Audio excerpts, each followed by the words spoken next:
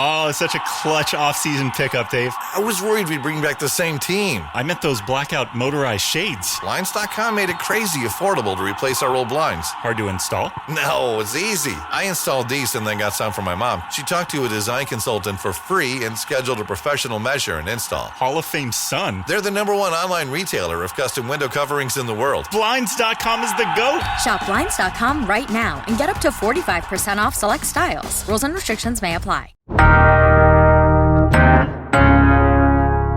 Today on CityCast Houston, thousands of people marched from Montrose to Herman Park over the weekend to protest Trump's immigration crackdown. I'm bringing on one of Houston's top breaking news reporters, Faith Bugenhagen with Cron.com, to talk about that and other news you need to know this week. It's Tuesday, February 4th. I'm Raheel Ramzanali, and here's what Houston's talking about. We're going to start with the protests because there is a lot that happened on Sunday with traffic stopping, with insightful speeches, just moments that everyone was talking about. Set it up for people who missed out on this and tell me more about it. Yeah, so like you're mentioning, there were protests across the city, specifically in response to a lot of what we've been seeing happen, not only here in Texas, but across the country with an immigration crackdown and deportation policies planned by President Donald Trump. So we saw those protests across areas of the city. I know Montrose was heavily populated, as you're mentioning, Herman Park.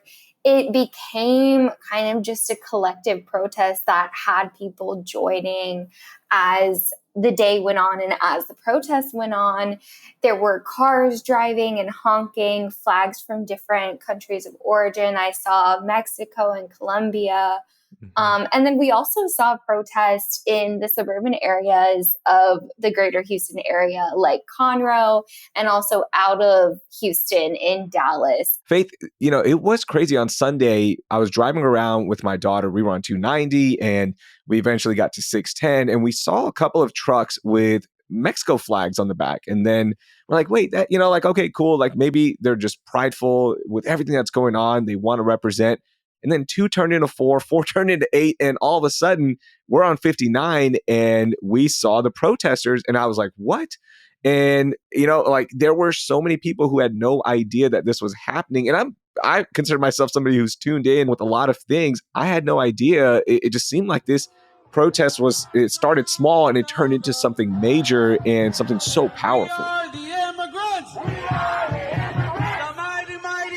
Yeah, the goal for the protesters was to speak out against what is happening. And I think just anecdotally covering a lot of what's been going on with immigration and the ICE raids, we've seen executive orders that are stripping back past federal protections of safe places like schools and churches. A lot of people were coming out that were Mexican, Hispanic, Latino, but also those who could actually come out and speak on behalf of these minority communities that may be frightened because there are individuals who are undocumented that are directly affected by a lot of what is going on, and these individuals can't speak out for themselves. So we also saw those that were coming out in order to give a voice to those who aren't able to protest and to show their support because of what may occur.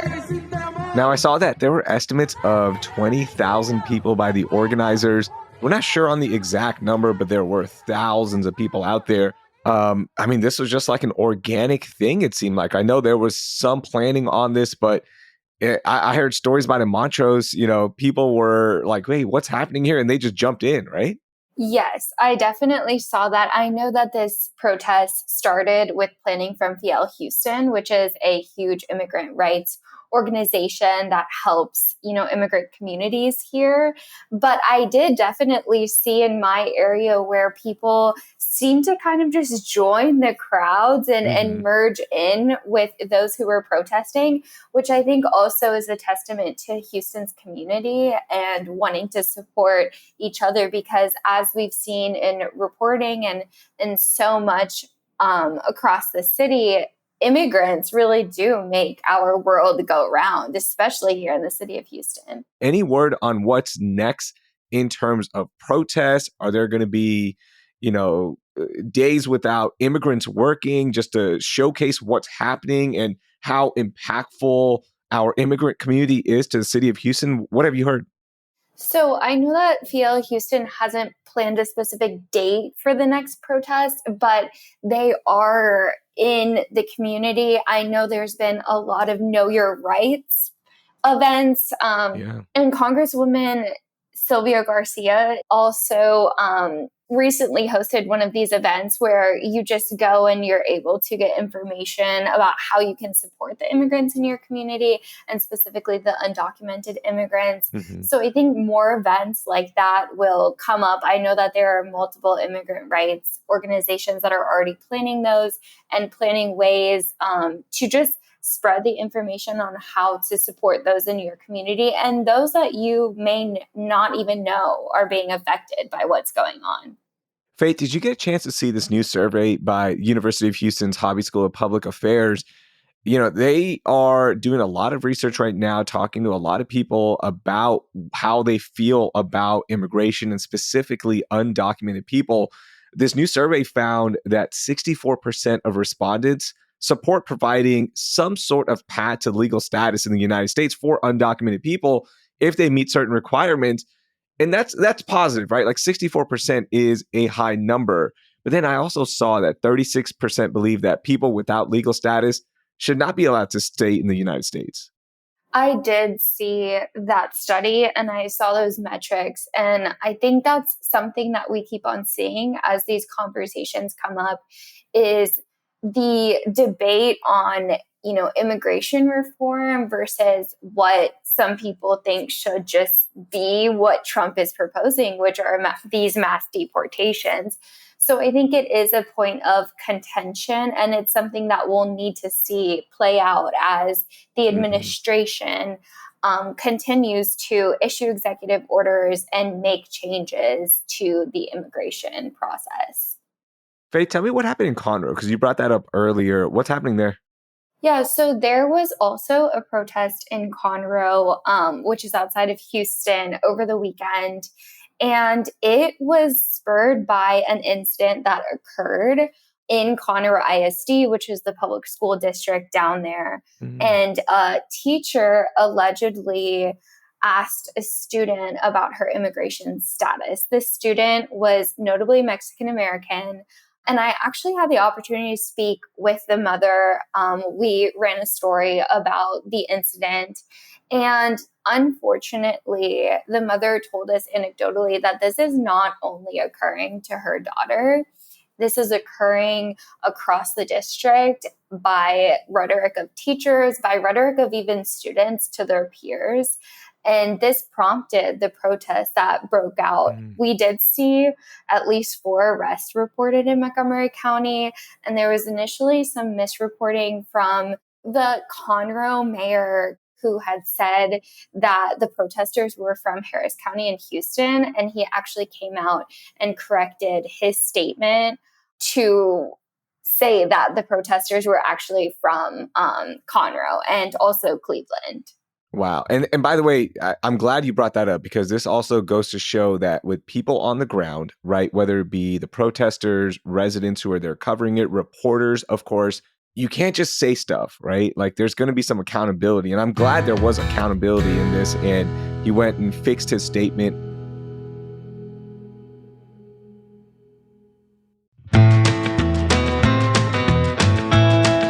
Look, there's no place like Texas, except when it comes to skiing or my personal favorite, snowboarding. And I get it, you're heading to snowier pastures, but before you leave Texas, grab one last taste of the real Texas in Amarillo. If you love a good Texas road trip like me, then Amarillo needs to be on the top of your list because it's quirky, wild, western, and a spontaneous city. I mean, where else can you spray paint a Cadillac, cruise down Route 66, and even find that perfect cowboy or cowgirl hat for rodeo season? Here's a pro tip for me. If you're driving to a ski destination, make sure you stop at Palo Duro Canyon right outside of Amarillo and hike in the second largest canyon in the U.S. Heck, I think you should stop on the way back as well because of how amazing it is. After that hike, be sure to carb load on some Tex-Mex and then pop into a speakeasy in Amarillo and grab a well-deserved drink. The mountains may be calling, but Amarillo will make you proud to call Texas home. Start planning your trip to Amarillo at visitamarillo.com and après ski into the real Texas.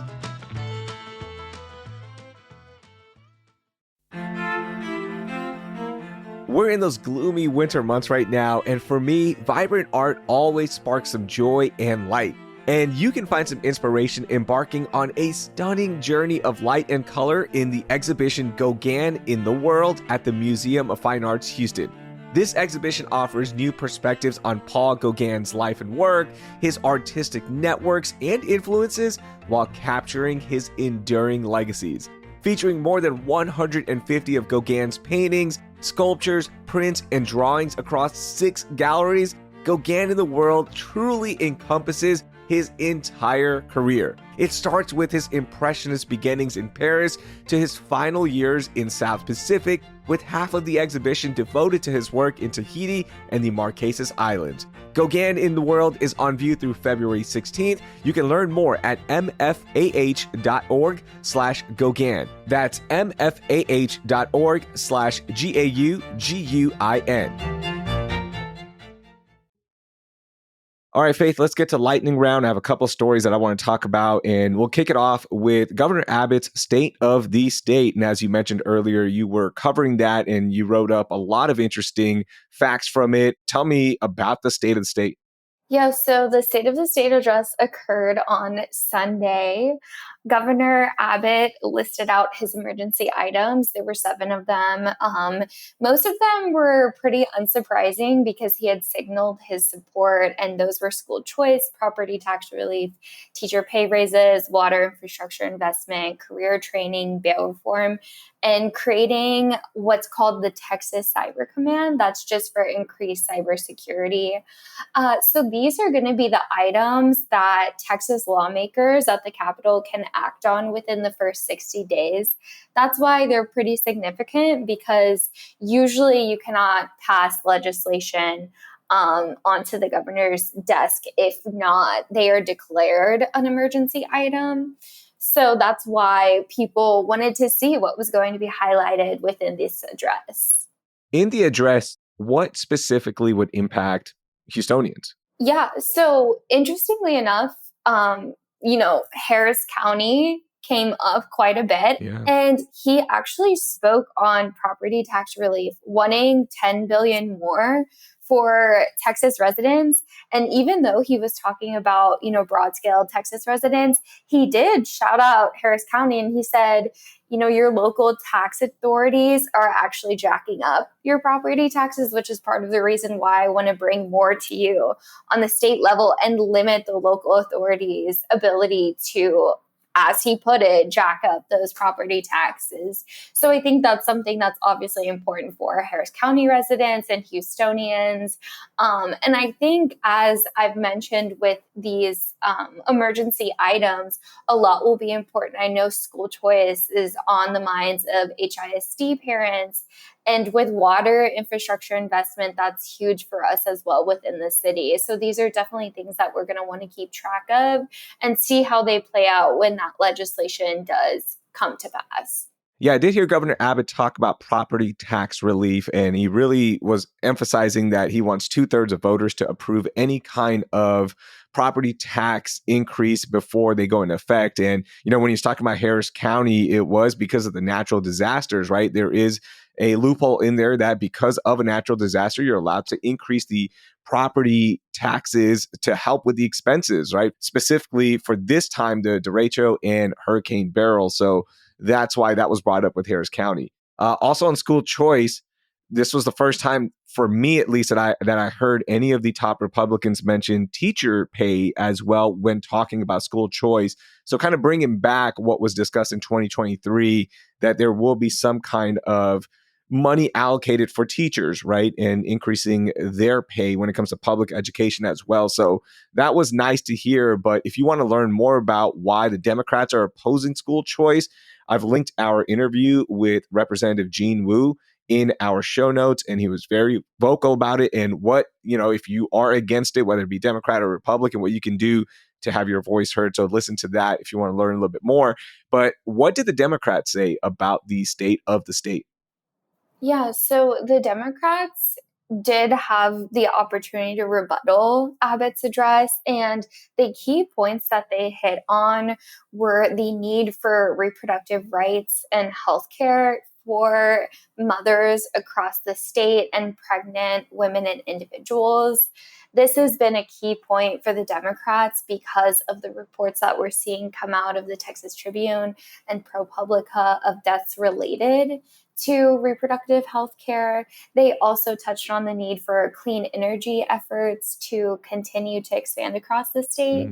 And they touched on, as we're discussing now, the opposition to school choice, which has been, again, a huge sticking point for Democrats. Faith, let's get to our second lightning round story, and that's the plane that caught on fire at Bush Airport. This was a flight that was going from Houston to New York, but then the flight had to abort takeoff because the wing caught on fire, and authorities did put out the fire. Luckily, there were no injuries, but everyone's been on edge, especially since the tragic plane crashes in DC and Philly. And I'm talking to a lot of people, and they are scared to fly. What are your thoughts on this one? It's just frightening, as you mentioned. I think for people to see multiple reports about the same topic come out in terms of airline and flight security. And again, I definitely don't want to compare incidents with the DC crash as well as the Pennsylvania crash, because that's very different than just a fire. Lives were lost.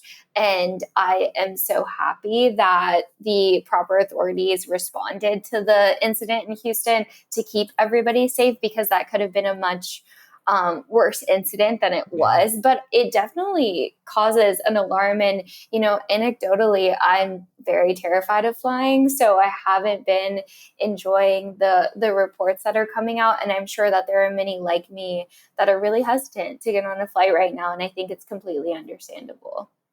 Yeah, you're not alone at all. I mean, for the first time, my wife, we fly and we're good with it. We feel safe, right?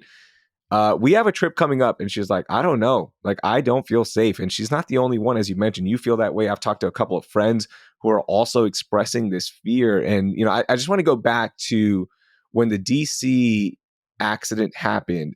President Trump immediately starts blaming DEI for it and starts placing blame without any research, without any follow-up, right? And it just shows that when you start fear-mongering, you start playing politics with this, it's going to impact people's psyche about that industry, right? And we're starting to see that. And again, there were two tragic incidents where people lost their lives. And with each further incident, it's just going to go back to those words that President Trump said. And how's that going to impact the aviation industry? How's that going to impact such an important industry here to the city of Houston, right? Will we see flights declining? Will we see people flying less because of it? So there are consequences to words. And I think a lot of people are trying to highlight that. And, I hope this administration hears that. Oh, absolutely. Actually, Texas Senator Ted Cruz had a call out on his podcast, and he mentioned some of that speculation that you're alluding to. And he wanted it to end. And he said that on his podcast. He said that, a lot of the comments that are being made and false reporting that are coming out, and he didn't directly make a comment on Trump's statement. Of course not. I wish he would. Exactly. Yeah. I do think that that's what he was getting at in terms of there shouldn't be speculation about anything that caused this until we actually see the incident reports come out. Perfectly said. Yeah. But man, wouldn't it be something if he actually called out President Trump? When somebody's wrong, call him out for it. It's okay. Have accountability. You don't have to always just play party politics the whole time. We're all in this together. There should be a greater good to be concerned about as well. But that won't happen. That will not happen. Ryan Reynolds here from Mint Mobile. I don't know if you knew this, but anyone can get the same premium wireless for $15 a month plan that I've been enjoying. It's not just for celebrities. So do like I did and have one of your assistant's assistants switch you to Mint Mobile today. I'm told it's super easy to do at mintmobile.com/switch. Upfront payment of $45 for 3-month plan, equivalent to $15 per month required. Intro rate first 3 months only, then full price plan options available. Taxes and fees extra. See full terms at mintmobile.com. Build a routine with Ollie that supports your wellness needs, like getting your daily vitamins and minerals with Ollie's multi-gummies, or keeping your mood upbeat with all the vitamin D in Hello Happy. Give your gut health some support with probiotics, and wake up feeling refreshed after taking Ollie Sleep. Do wellness on your terms. Find Ollie at a Walmart or Target near you or at ollie.com. These statements have not been evaluated by the Food and Drug Administration. This product is not intended to diagnose, treat, cure, or prevent any disease. All right, Faith, it's Tuesday, so we're going to end with only in H-Town, something so uniquely Houston that we have to talk about it and celebrate it. What's your only in H-Town? So Queen Bee, Beyoncé, was able to win multiple Grammys on Sunday night, which is super exciting. She swept up the album of the year for Cowboy Carter, which was huge because she's been up for this category multiple times. A lot of people have, mentioned that it's been kind of stolen from her in the past. And she also became the first Black woman to win for Country Album of the Year for also Cowboy Carter, which was huge.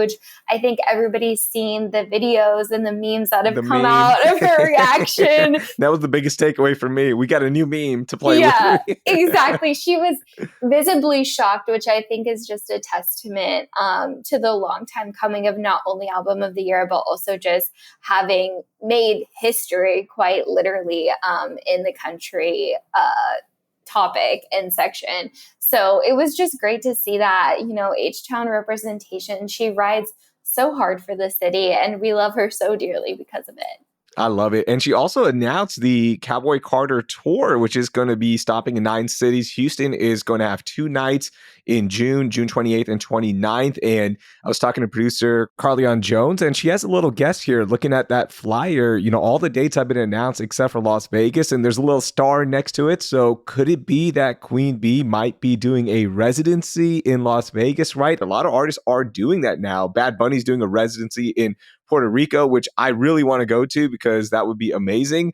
But yeah, we could see, something big coming for Queen Bee when it comes to Las Vegas, which is, one of the entertainment top spots in the world. So Queen Bee having a busy, busy week. And also wanted to send some love to Khruangbin, Houston's own. They were nominated for Best New Artist, even though they've been together for 15 years. I don't know how the Grammys work. I don't know how the music industry works, but they also had a surprise performance, like taking the Grammys to a commercial break, which was kind of offensive. You know what? Like, give them a whole 5 minutes, please, not just like a house band. So that was really cool to see that one of my favorite bands getting some love on the national stage. And again, I speak about them so much, but I'm so happy they're getting that love.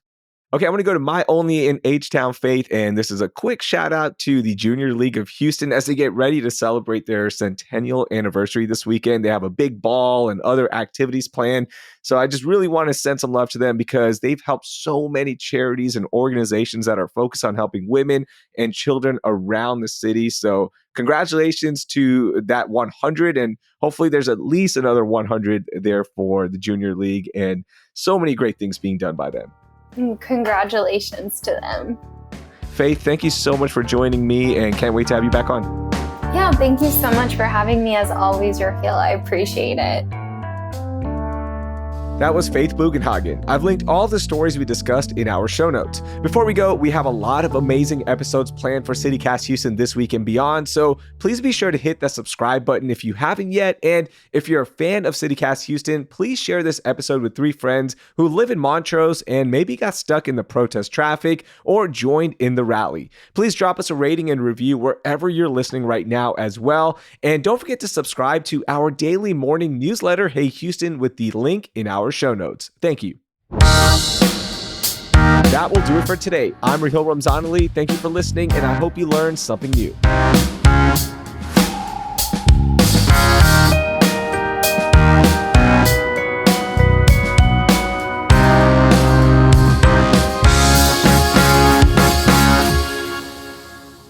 As I mentioned,